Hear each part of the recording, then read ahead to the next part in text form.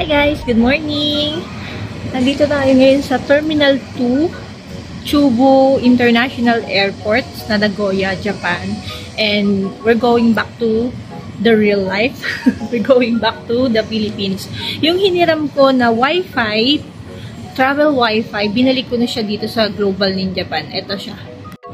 Ayan guys, dito ko siya binalik. Dito ko rin siya kinuha. So since close pa sila, kasi maaga ngayon, maaga kaming nakapunta, 7 AM.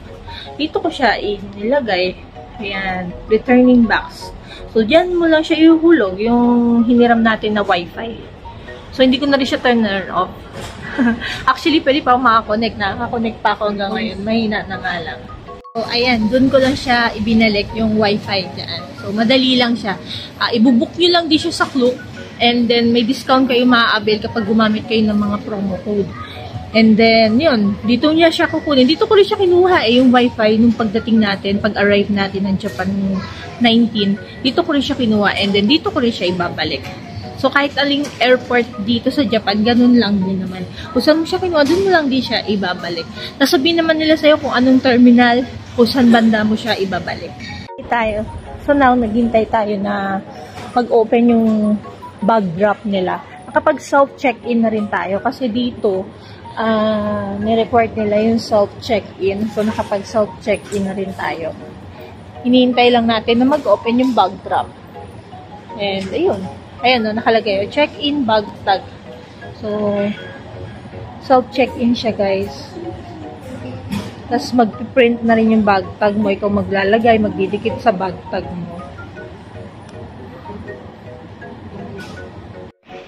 Ayan, guys. Tapos na tayo sa immigration. Punta na tayo ngayon sa gate number natin. Gate number 72. Maaga pa naman. Kasi ang lipad talaga natin is 1 PM. So, maaga tayo ngayong natapos. Mahaba ang oras natin mag-ikot-ikot. Pwede ba tayo makaikot-ikot dito sa loob ng airport? Ayan, papunta tayo sa gate number natin. Gate number natin ay 72. So, naglalakad na tayo papunta doon ngayon. Ayan guys, nakalagpas na tayo sa gate natin. Hi guys, ayan, nandito na tayo sa gate natin. Gate number 72. And waiting for the boarding time. Maaga tayong nakarating sa gate natin. Kaya, chill lang muna tayo dito at maghihintay tayo. Kasama ko to. Ito.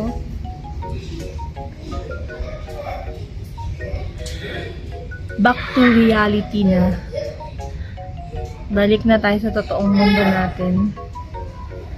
And panahon ulit para mapagod. Trabaho na naman.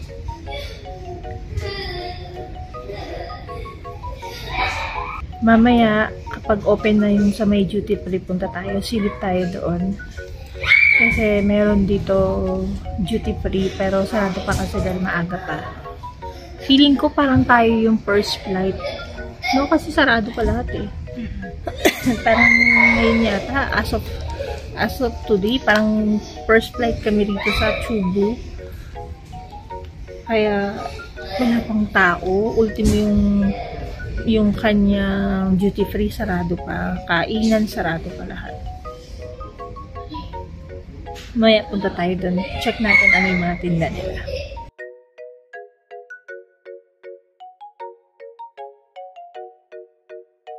So guys, may konting open na,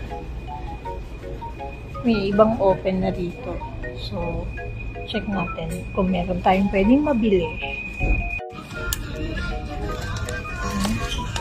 1-2 lang.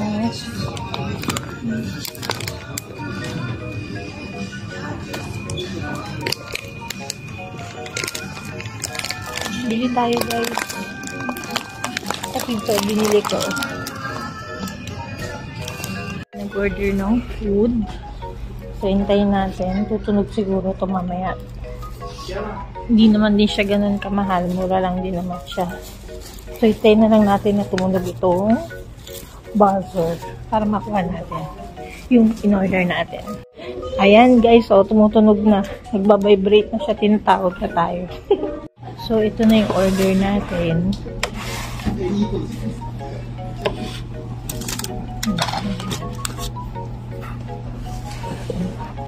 Ayan guys, tapos na tayo kumain.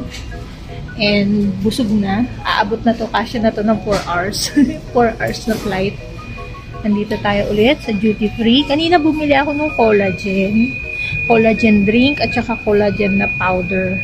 So, ngayon, tingin-tingin pa ako. Kasi meron pa naman tayong Japanese yen dito. Actually, hindi ko naman siya balak ubusin yung yen ko. Pero, baka sakaling meron pa akong maispatan na bilhin.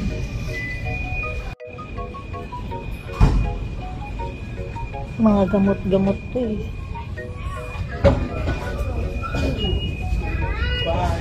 Ito. This one, Gummy.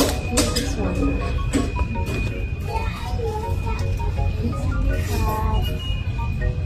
Ayan guys, bumili tayo dito sa Estee Lauder ng lipstick.